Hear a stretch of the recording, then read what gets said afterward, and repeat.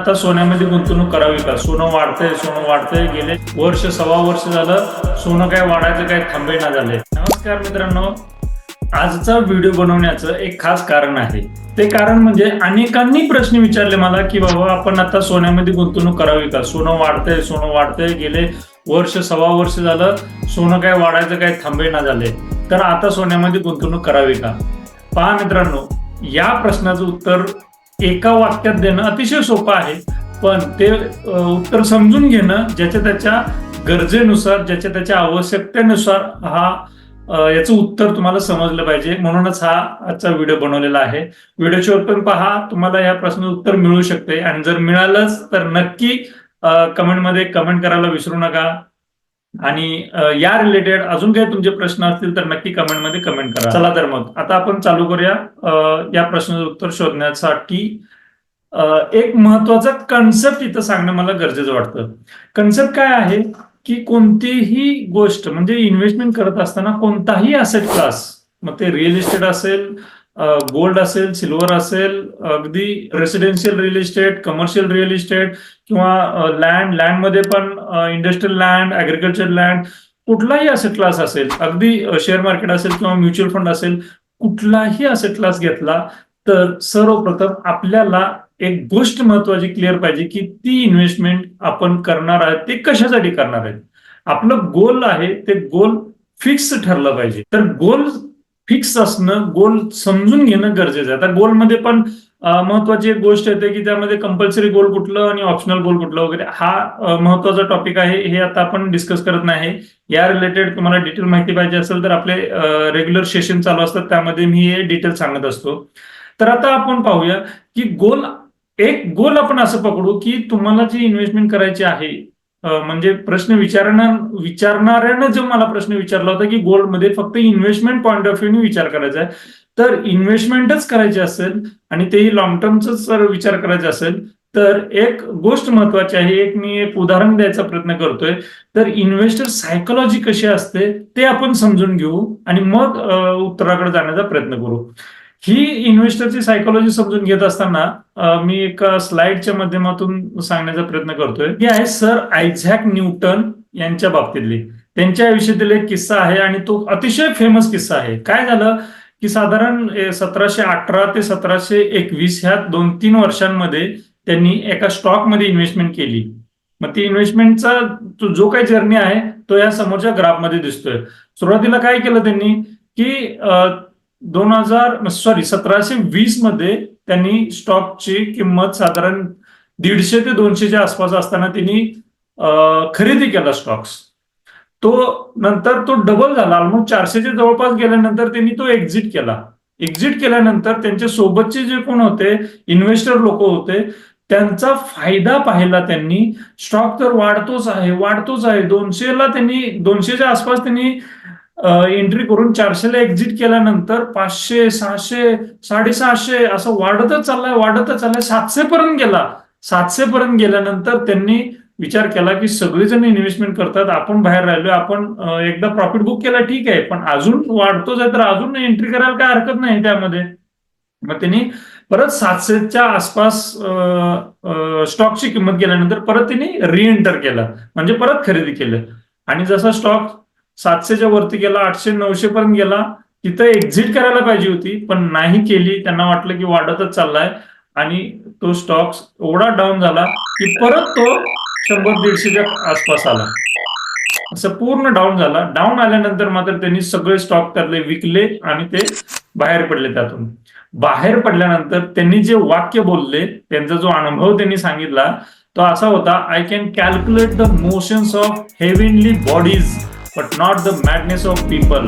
म्हणजे आकाशातील ग्रह ताऱ्यांची हालचाल मी इथं बसून मी कॅल्क्युलेट करू शकेन, पण लोकांच्या वागणं जे राहतं त्याच्याबद्दल मी काय अंदाज लावू शकत नाही. हा त्यांचा अनुभव होता.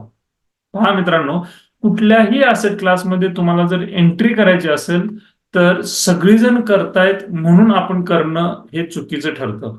मग त्यापेक्षा आपल्याला गरज काय आहे, खरंच त्या असेट क्लासचा तसा फायदा होणार आहे का आपल्याला इन्व्हेस्टमेंट परतावा जर पाहायचा असेल तर स्ट्रॅटेजिकली आपल्याला इन्व्हेस्टमेंट करणं गरजेचं आहे. मग आता स्ट्रॅटेजिकली इन्व्हेस्टमेंट करत असताना आता पर्टिक्युलरली गोल्डच्याच बाबतीत जर विचार केला तर 3-4 प्रकारे आपल्या समोर मार्ग दिसतात. एक आहे फिजिकल गोल्ड, दुसरं आहे ईटीएफच्या माध्यमातून खरेदी करणं, तिसरं आहे मल्टी ऍसेट सारखे फंड्स आहेत त्या माध्यमातून खरेदी करणं, म्हणजेच म्युच्युअल फंडच्या माध्यमातून खरेदी करणं. तर असे मल्टिपल मार्क्स आहेत. मग या मार्गातून आपल्याला ही रॅली किंवा हे अप्रिशिएशन कॅप्चर करता येतं. हा पहिला मुद्दा. दुसरा, किती एक्सपोजर करायचं, म्हणजे किती आपण सोनं खरेदी करायचं. तर ओव्हरऑल प्रत्येक असेट क्लासचा जसा आपण अभ्यास करतो तसं या असेट क्लासचा पण आपल्याला अभ्यास करणं गरजेचं आहे.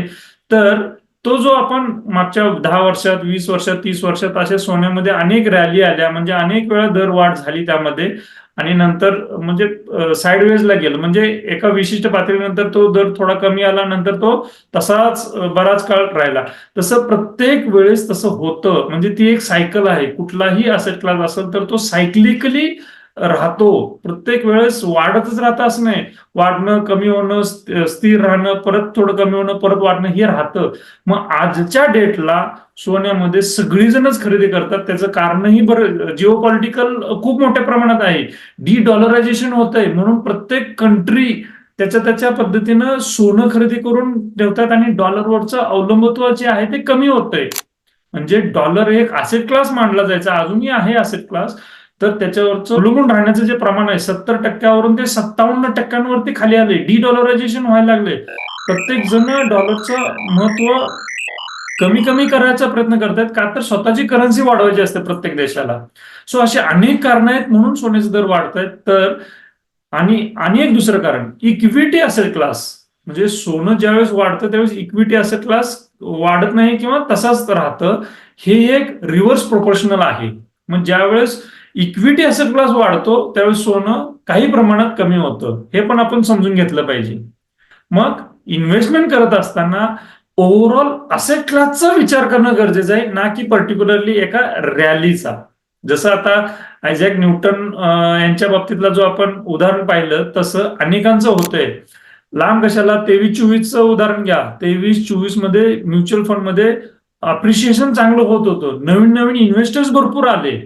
पण जसं 24 ऑक्टोबर क्रॉस झालं, ऑक्टोबर झालं, 25ला फेब्रुवारी तर मार्केट बरंचच डाऊन होतं.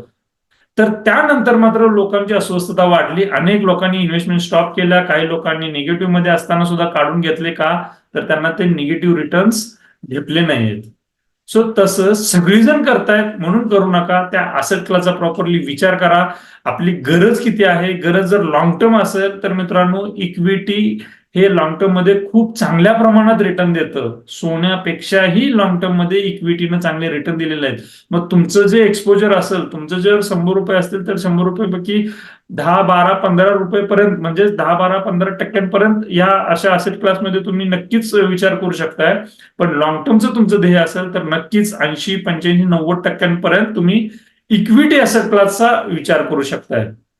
सो आय होप लोभ किंवा सगळीजण खरेदी करतायत, आपण मागे राहतोय, फोमो, म्हणजे मी काहीतरी आता नाही खरेदी करू शकलो तर भविष्यात सोनं मिळणारच नाही आपल्याला, असं काही नाहीये. प्रत्येक असेट क्लासचं एक सायकल असते.